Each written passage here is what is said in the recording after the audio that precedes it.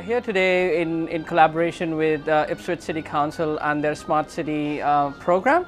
And what we basically, from an Easy Mile perspective, is we want to display the future of transport, the future of mobility for passengers. At the moment, it's a demonstration, and at the end of the trials, then we'll have further discussions of how we can do it. The focus is to provide customer-centric solutions to people and not just have something new there just for big red shiny thing. So we're really focused on ensuring that we provide some customer-focused transport solutions. It's the way things are going, isn't it? Right. Yeah, it is cooler in here. Yeah. Needs to go faster.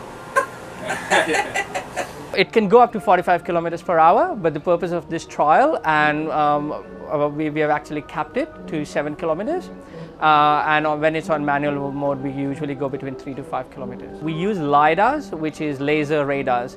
We use LiDARs for two reasons. One is for localization, and other one is for obstacle detection. The range is up to 50 meters with a 270-degree angle to it. They can detect anything that's coming from 10 meters, any obstacle coming through. If the obstacle, when the vehicle detects that there is the obstacle coming through, it will start decelerating with an anticipation that an obstacle is coming towards it. At 2 meters, when it detects that the obstacle at 2 meters, the vehicle will stop. So it will slowly decelerate and it will come to a full stop. So we are here in Lagoon in beautiful Springfield, and we are here from Monday till Saturday, 8 to 4. So yeah, do come in and experience future of transport and technology.